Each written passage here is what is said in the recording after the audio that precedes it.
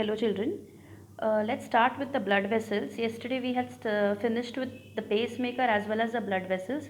So quickly I will be just taking you through what we had done. About talking about the artery, we studied that these are nothing but they have thick muscular walls as well as narrow lumen, and the blood is flowing in spurts. Spurts means little by little the blood will be flowing into the uh, into the arteries. So here as well as then about the veins we studied, which is carrying the blood away from the heart, away from an organ towards the heart, right? It has thin muscular walls, a wider lumen, and the blood is flowing uniformly into this. And but one thing is there, that veins have a special valves which regulate the flow of the blood. Then the smallest or the finest final branch of the artery, which is called as the arteriole. Arteriole, we can say that these are also highly muscular and can change their diameters. Now after arteries and veins, we are going to see towards the capillaries. Now capillaries are nothing but they are connecting the arteries and the veins. So how is the capillaries characteristic? It has a single layer of squamous epithelial cells, which is nothing but the endothelium. There are no muscles present in the capillaries, and the total number of blood capillaries present in the whole body is almost inconceivable.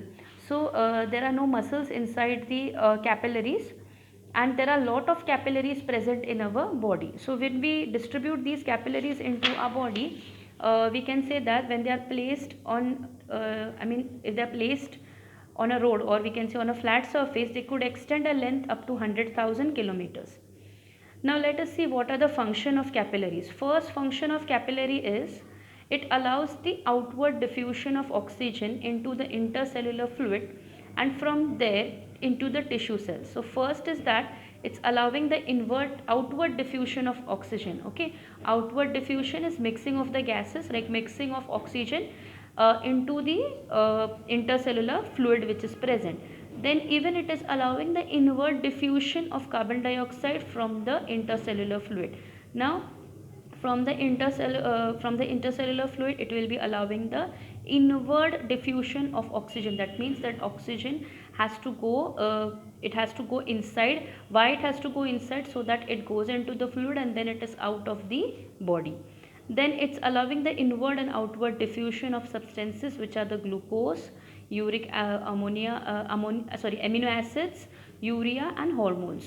Then it is allowing the leukocytes, which are nothing but the WBCs, the white blood cells, to squeeze out through the capillary walls by means of amoeboid movement. Right? We had studied that leukocytes or the white blood cells, they show amoeboid movement. So the capillaries also allow the leukocytes to squeeze out of the body by the means of amoeboid movement through the capillary walls, not through the body.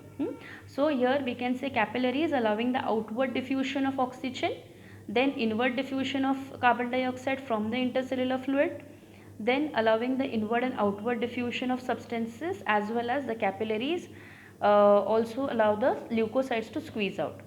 Then secondly, capillaries have the power of dilating, that is vasodilation, and contracting. Dilating, okay, that's we can say that it can become enlarged, and contracting, which respectively increases and decreases the blood supply to the body parts. So because of this presence, that is because of the vasodilation and vasoconstriction, it helps in the increasing and decreasing the blood supply to the body parts. Now what are the evidence? What is the evidence is when you are going in a hot sun, your skin starts to turn pink, which increases the blood flow. It's because of these power of dilation and contraction. And when it is too cold, your face will be turning bluish, which is the reduced blood flow. So here we can say, if function of capillaries are asked, you can write down all these things. Now the diagram of this is a diagrammatic representation. We can say that the relationship of artery, capillaries and veins, which are binding and ending the lymphatic vessels, and also usually associated with the blood capillaries.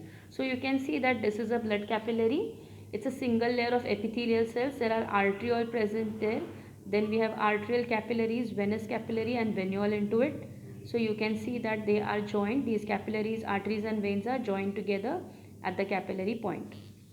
Now capillaries, they are gradually reuniting and increasing in their size, assuming the three layers, that's connective tissue, muscular tissue and endothelium, as in arteries and veins. So capillaries reunite and they will be increasing their sizes, right? How they will be increasing their sizes? Through the connective tissue, the muscular layer, as well as the endothelium.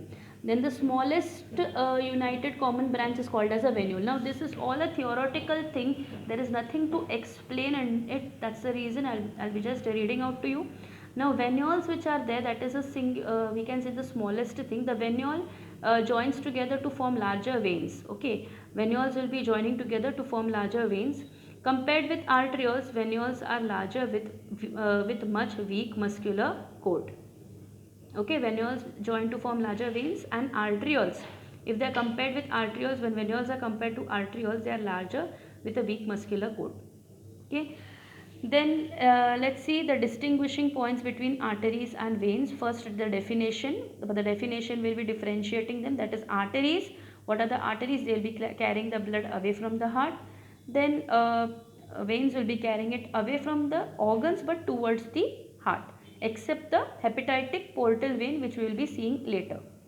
Then structure, we know that it's progressively branched, decreasing size. Here it is progressively unites, increasing in size. Smallest artery breaks into arterioles. Here it breaks into venules. These are thick and muscular. These are thin and muscular. These are thin and less muscular. These are thick and more muscular. Arteries are elastic while these are non-elastic. Arteries are elastic because the blood has to be flowing into it, so that it's flowing in spurts, so it's elastic. They have narrow lumen, they have wider lumen. Here arteries which are there, they have no valves in them, but here in veins valves are present in the lining to prevent the backflow of the blood. These can constrict or dilate to control the blood flow. Constrict or dilate, that means relax or relaxation, or they can expand. These cannot constrict. Then these are usually deeper placed. Arteries are placed deeper. Veins, they are more superficial. They do not collapse when empty. They can collapse when empty. Here the blood will be flowing with certain jerks, and here the blood will be flowing with a little pressure. This carry fully oxygenated blood except the pulmonary artery. They will be carrying the deoxygenated blood except the pulmonary vein. So all these are the distinguishing points between